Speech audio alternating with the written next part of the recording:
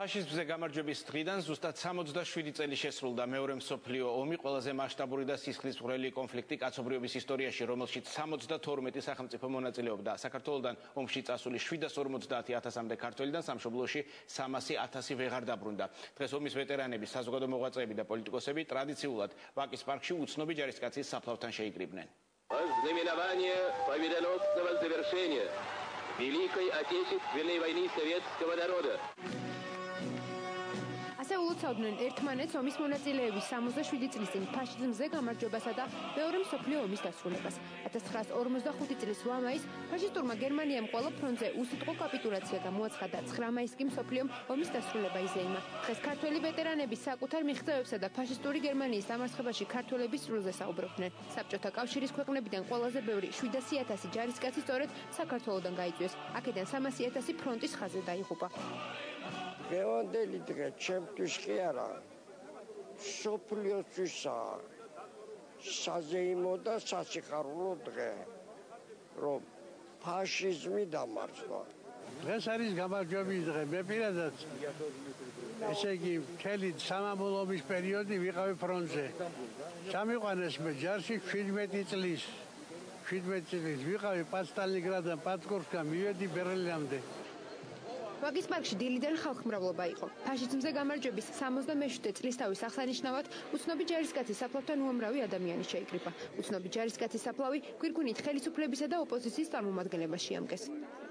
პირველ რიგში ეს არის გაკვეთილი მთელი კაცობრიობისთვის. ძალიან მწარი გაკვეთილი, რომ მიუხედავად ტექნიკური და ტექნოლოგიური წინსვლისა და განვითარებისა, თუკი კაცობრიობა წყდება მორალურ საწყისებს, კარგავს ადამიანურ სახეს, განადგურების მანქანა ხდება უფრო სასტიკი და მასშტაბური. და ამის გაკვეთილი იყო მეორე მსოფლიო ომი მთელი თავისი კატასტროფული შედეგებით. განსაკუთრებული საუბედუროთ მე არაფერი არ გამიკეთებია, ერთადერთი მიზეზით, რომ ეს არის ძალიან პრივილეგირებული პასუხისმგებლობა სახელმწიფოს და მე ზედაპირულ თემებს და ესეთ თემებს როგორც ესე თავს ვარიდებდი და საუბედუროთ ვერ მოვახერხე გამეკეთებინა რამე სერიოზული და სპეციალური ვეტერანებისათვის. მაგრამ ამის დრო კიდევ რჩება და მას შეიძლება ყურადღება მიაქცევთ. მიზეზი არის ერთადერთი, რომ სახელმწიფოს ყველაზე დიდი პრივილეგია და სახელმწიფოს ყველაზე დიდი ვალდებულება არის იზრუნოს ესეთ ხალხზე. მე რამდენადაც ჩემი დამოკიდებულებით, ჩემი სოფხედულობით მუდამ ვცდილობდი შრიში ყოფნას, ასეთ საკითხებს ვერ იდებოდი და მხოლოდ ეს იყო ერთადერთი მიზეზი. მინდა ქედი მოვიხარო იმათ წინაშე, ვინც დაეცა გმირულად ბრძოლის ველზე. ორჯერ უფრო გმირია, ვინც დაუბრუნდა თავის ქვეყანას და ამ ქვეყნის მშენებლობაში მიიღო მონაწილეობა. მინდა თითოეულ ოჯახს მიულოცო ეს გამარჯვება და მინდა კიდევ ერთხელ თქვა, რომ მათი ვაჟკაცობა, მათი გმირობა დღეს არის სამაგალითო თითოეული ჩვენთაგანის.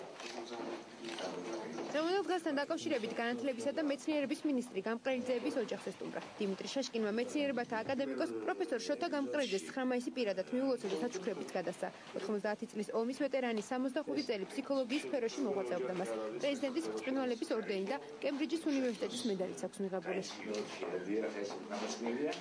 სამწუხაროდ ძალიან ცოტა ესეთი ოჯახი, რომელსაც არ ქონდა შეხება მეორე მსოფლიო ომთან და მე მინდა პირველ რიგში ბატონი შოთას სახელი ყველა ვეტერანს მიულოცო ეს დღე, მიულოცო გამარჯვება ფაშიზმზე, უსურვომად პირველ რიგში ჯანმრთელობა. ეს არის ჩემთვის, უჩვეულოდ რაღაც წარმოუდგენელი, არც ვიფიქრებდი, არც მიფიქრია და არც შემიძლია მე წინასწარ ვიტყოდი, რომ ბატონი დიმიტრი მობრძანდება და აქ და იდოილად პროსტა მოვიდოდა ჩემთან. ეს არის უნიკალური შემთხვევა, რითაც შემიძლია ვიყავ ჩემი დარჩენილი ცხოვრება.